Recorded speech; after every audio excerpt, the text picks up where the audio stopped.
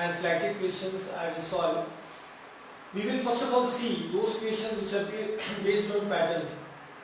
Either they are directly looking like patterns which we have seen earlier, or you will find that we can transform as patterns. So let's see step by step procedure. First one, I am taking question number 1. Here I see again this is px upon qx form. Okay. So if I ask for the patterns, then we are having px upon qx in different form. Now few were about linear polynomial. We can see.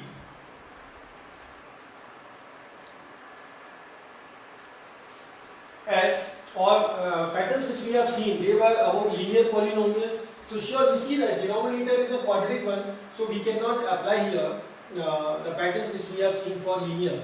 Like I said, whenever there is linear in denominator with some power, whole power, then we can take it as t. But here we are giving the degree of variable as 2. So this is a quadratic one. So linear polynomial patterns will not be applicable. So we will see for f dash x upon fx raised to the power n. You see that 1 plus x square, its differentiation is 2x.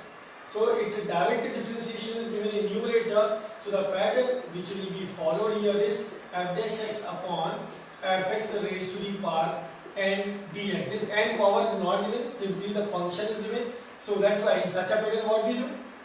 Using the pattern, we will say fx, the function will be taken as t. So here we will write, consider 1 plus x square as t, differentiating, we get 2x dx as dt. This is given in numerator, so we can write I as dt upon t, which further becomes as a basic rule log t plus c, and replacing t by the value 1 plus x square is c, constant. Now one more thing, here as 1 plus x square is given, so this mod is not a must part. Why? Because x square will always be positive. This we are given with plus 1, so the value will always come positive. So that's why this mod is not must to put. Okay. By the way, this is the answer. This is the integral for first one. Now second one, I have taken this question number 3 of NCERT exercise 7.2. Whenever log x appears, we know that either in a term or with some extra terms of log x. It's like we see on single, and single term is given of log x. Log x, its differentiation is 1 upon x. So there are chances we have to take log x as t. We have to substitute log x by t. And 1 upon x I need. So if you keep in mind, x is common from these two terms. So very commonly used pattern I see, x common, in denominator we are left with 1 plus log x dx. Now if you have seen my earlier modules, you see if I consider only log x as t, if I substitute only log x by t, yes, we will get 1 upon x dx dt. Let me write this in a pattern form. Like I want to say this is 1 upon x dx, it becomes 1 upon log x. Now if I take only log x as t, then also 1 upon x dx dt. If I take 1 plus log x as t, if I substitute this whole bracket, is still 1 upon x dx. So this is more beneficial to consider this whole denominator, to substitute it by t. So differentiating, we get 1 upon x dx as dt, and I becomes dt upon t, it is log of t plus c, and the value of t is 1 plus log x. So finally we get log of 1 plus log x plus c.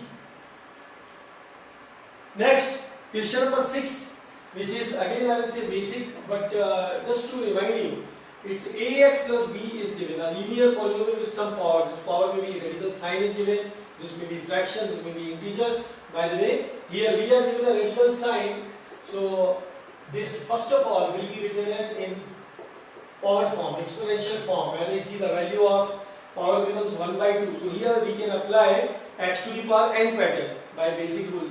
But again, this is linear polynomial, so this is to be substituted by t. Ax plus b considered as t, we get a dx equal to dt. So integration can be written as, from here dx is equal to 1 upon a dt, and this becomes t raised to the power 1 by 2. Applying the fundamental rule of x to the power n, we get t raised to the power n plus 1 upon n plus 1 and plus c. Solving, we get 2 upon 3a into replacing t by ax plus b raised to the power 3 by 2 plus c.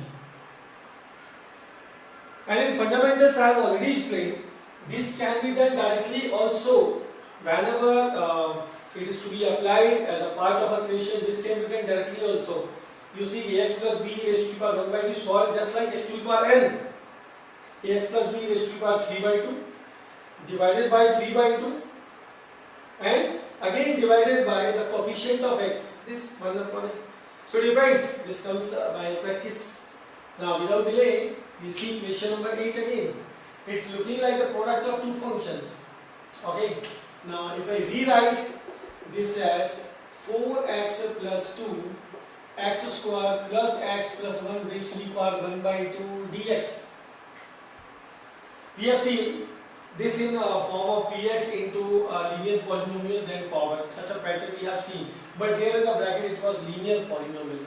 It's still, why have I taken here? Why have I selected this equation? You can see, if I differentiate this function, so its differentiation, like this is x square, quadratic polynomial, differentiation will be a linear polynomial.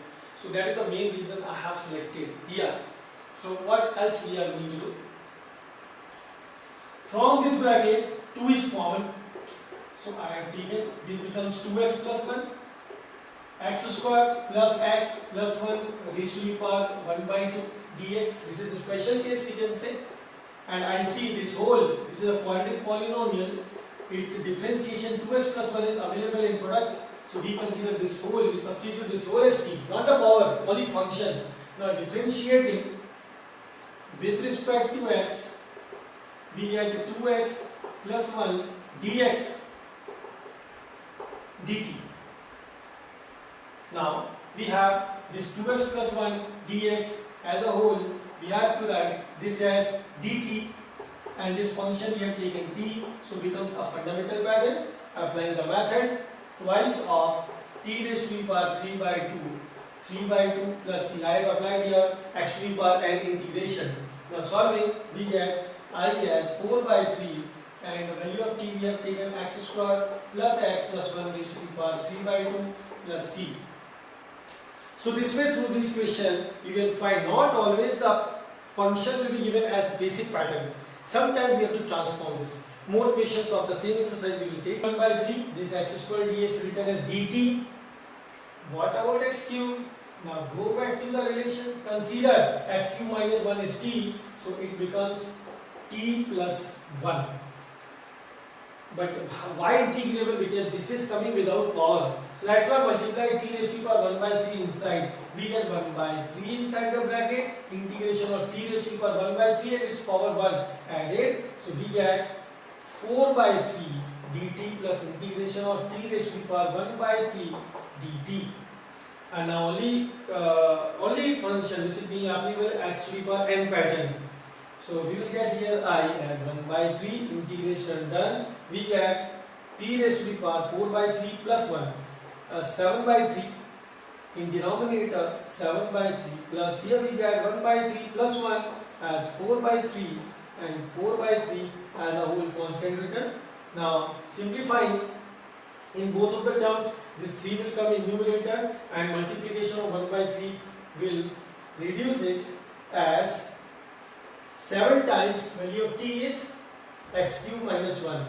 X cube minus 1 raised to the power 7 by 3 plus 4 times, is it so? Now this will remain in denominator. Yeah, this remains in denominator, 3 only cancelled. So we get x cube minus 1 raised to the power 4 by 3 upon 4 plus c. This is the final integral of the given function. Now you can see again manipulation is helping us. x5 we manipulated and split up in two parts. Then only we could do. Next, here in general we say that whatever function you are taking,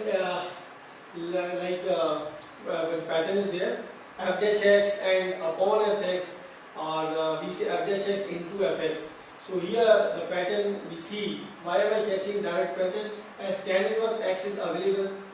So if I consider tan inverse x as t, this is substituted, its differentiation is 1 upon 1 plus x square, yeah, which is available as 1 upon 1 plus x square only. But still, to look like a pattern, I will write it as e raised to the power tan inverse x into 1 upon 1 plus x square dx. So we can take it as, let tan inverse x as t. So differentiating we get 1 upon 1 plus x square dx as dt, and finally I becomes integration e raised to the power t dt, and integration of e raised to the power t remains as it is plus c, and yeah, we can put e raised to the power tan inverse x as the value of t. But the thing is, here other method, suppose I consider this whole e raised to the power tan inverse x as t. I substitute this, the pattern actually we have seen like that only. This is given e raised to the function is coming as power. But suppose you consider whole as t, what happens? Let's see. Other method for the same. This is the answer. This first method. If I consider e raised to the power tan inverse x as t, you can see the change. Now differentiation of e raised to the power function, this first remains as it is, and by chain rule it becomes 1 upon 1 plus x square dx as dt. Now we are having this whole function, you can see whole function is coming as dt. So simply we can say I becomes integration, replacing this by dt, we get this integration of 1 dt only, which becomes t plus c. What is the value of t we consider? It was e raised to the power tan inverse x plus c. You can see in both cases we are having the same answer, no change, same answer. Okay, so that depends. The larger part of function you are taking as fx and substituting by t is still there is no change in answer. As you see, next question number 19. This I have taken in terms of e function again, e raised to the power x. But I will say here this is a bit tricky. How? Let's see.